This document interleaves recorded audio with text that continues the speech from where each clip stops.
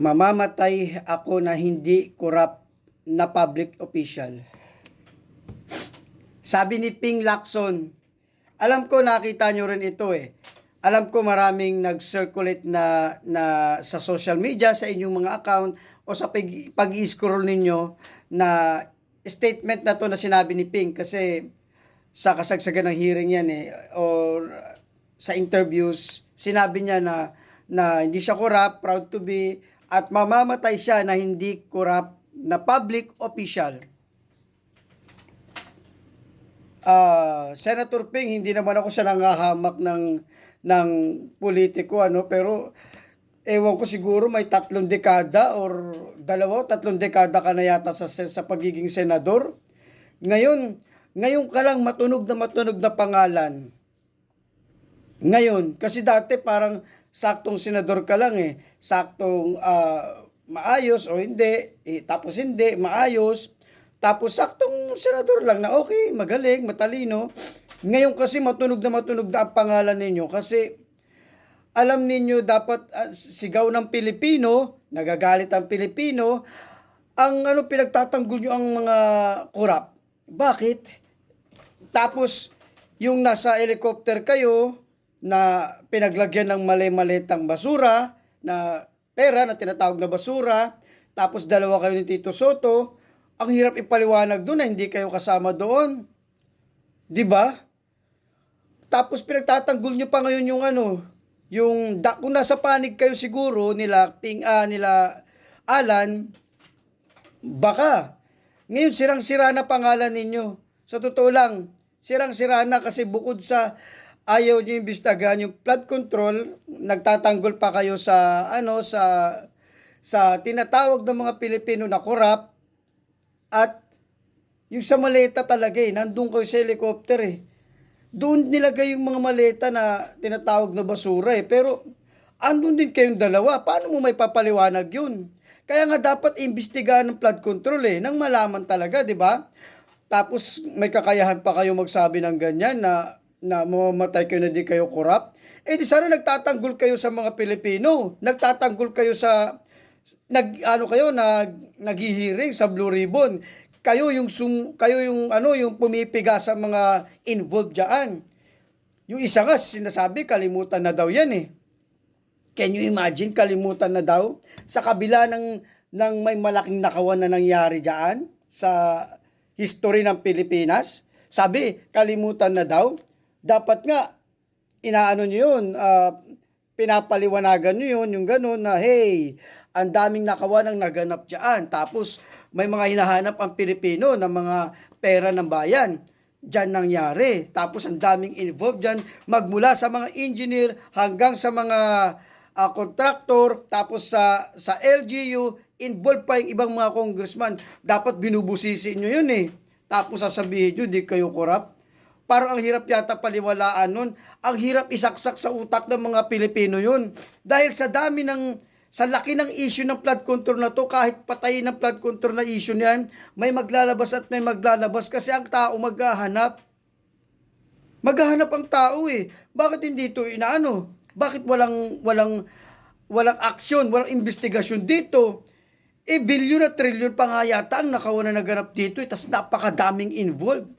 Bakit hindi ito kakalimutan na lang ba ito? Ang dami pera na wala dyan tax ng mga Pilipino na wala dyan di dapat lang imbestigahan yan. At dapat nga kayo ang nangunguna dyan, Senator Ping.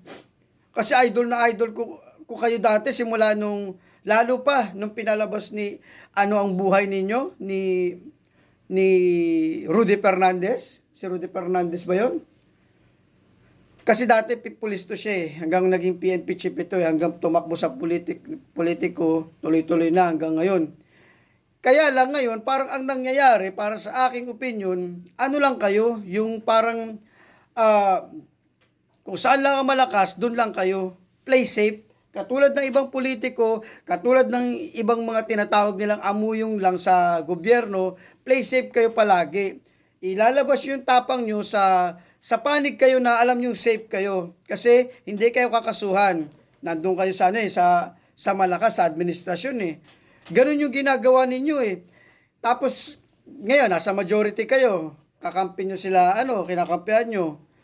Ang majority, andyan kayo, ang kalaban nyo ngayon, parang ang nangyayari, kalaban nyo ngayon sila Cayetano. Na dapat nga, iisang pinaglalaban ninyo eh. Tapos, sasabihin nyo, mamatay ako na hindi ako corrupt official. Hindi.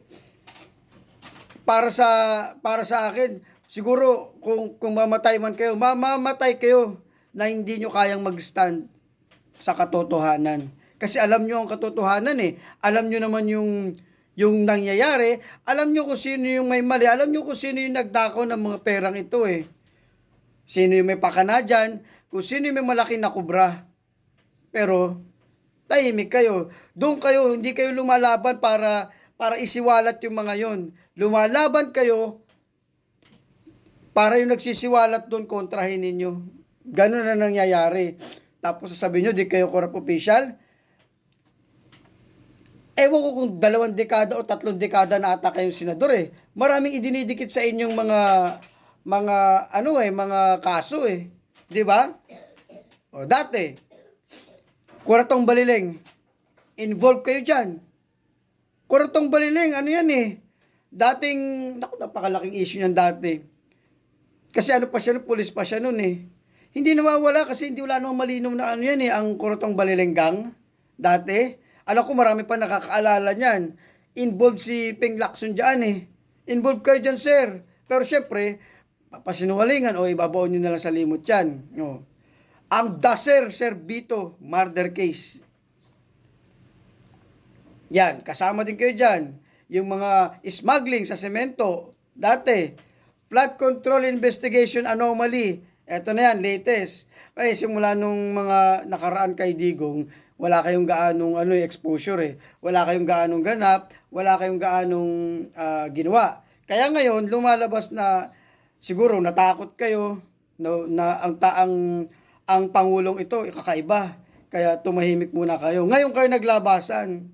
Labasan ulit. Kasi talagang alam nyo, maraming kalaban ang Duterte, talagang mabibigat ang akusasyon, mabibigat magsalita. Kaya si Duterte, nagulat kayo sa leadership ng tao. Tangina, magaling pala to.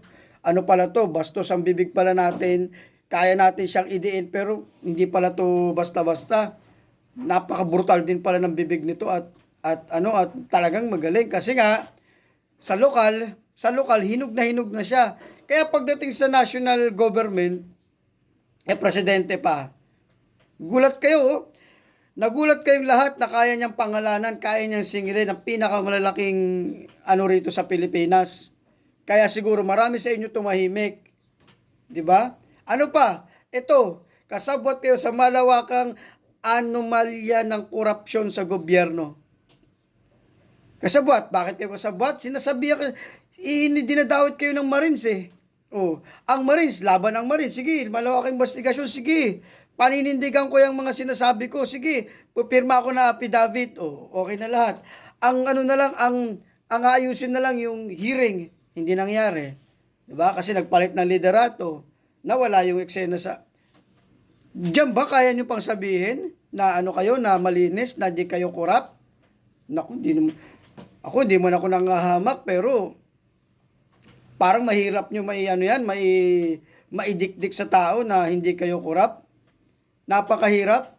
Takot kayo tumindig sa katotohanan. Yun yung nakikita ng mga Pilipino. Takot kayong manindigan kahit kayong mag-isa na lang ang lumalaban, takot kayo sa ganun. Maraming ganun eh.